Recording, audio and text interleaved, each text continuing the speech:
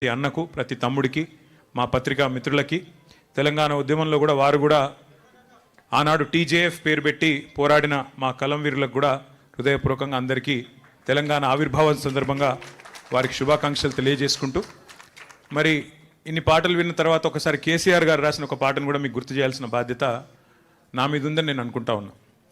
ఆనాడు ఉద్యమ స్ఫూర్తిని నింపడానికి ఎవరిలో కూడా మళ్ళీ తెలంగాణ వస్తుందా అనే అనుమానం ఉన్న వారందరి అనుమానాలు పటాపంచలు చేయడానికి కేసీఆర్ గారు స్వయంగా కలం పట్టుకుని రాసిన పాట ఒక చరణం.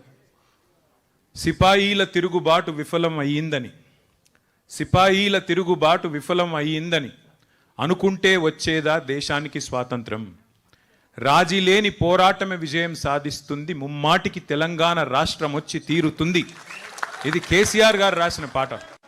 ఇదెవరో వేరో కవో కళాకారుడో రచయితనో రాసిన పాట కాదు. స్వయంగా కేసీఆర్ గారు తాను కలం బట్టి, ఇది ఒక్కటి కాదు, కేసీఆర్ గారు ఇందాక దేశపతి గారు చెప్పినట్టు ఎన్నో వందల సందర్భాల్లో కవులతో, కళాకారులతో వందల గంటలు గడిపి వారితో, ఎందుకంటే ఒక పాట 1000 మాటలతో సమానం కాబట్టి వారి నుండి ప్రేరణ పొంది ప్రజల్లో ఉత్సాహాన్ని నింపడానికి తాను చేసిన ఎన్నో పాత్రల్లో అదొక పాత్ర.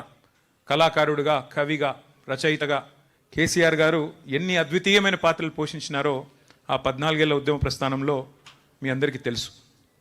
అయితే ఇందాక దేశపతి గారు మాట్లాడుతుంటే ఆయన అన్నారు పుష్కర తెలంగాణ అని. మరి పుష్కర తెలంగాణ ఇవాళ ముష్కరుల పాలైంది. పుష్కర తెలంగాణ దురదృష్టవశాత్తు ముష్కరుల పాలైంది.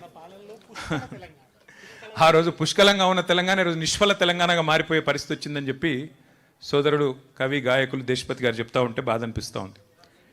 సరే, ఏదేమైనప్పటికీ ఒకటి వాస్తవం, నాకు ఈ సందర్భంగా ఒక చిన్న ఉదంతం గుర్తొస్తున్నది.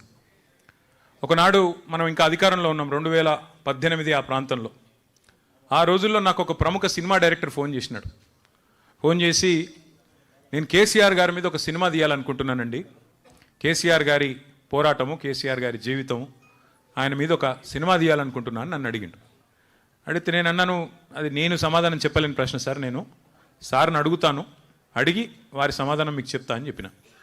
సో నేను సార్ దగ్గర పోయి సార్ ఇట్లా ప్రముఖ దర్శకుడు, ఆయన తీస్తా అంటున్నాడు, సినిమా తీస్తా అంటున్నాడు, మరి మీ సమ్మతి కోసం, మీ అనుమతి కోసం అడుగుతున్నాడు అన్న. సార్ ఏమన్నాడంటే, అరే ఇప్పుడే కాళేశ్వరం పూర్తవుతుంది, ఇంకొక సంవత్సరం అయితే అయినాక చేద్దాము, తొందరొద్దు, సంవత్సరంన్నర అయితే అయిపోతుంది, బాగుంటుంది. కాళేశ్వరం అనే ఒక అద్భుతమైన, ఎందుకంటే సాగునీరు లేని తెలంగాణలో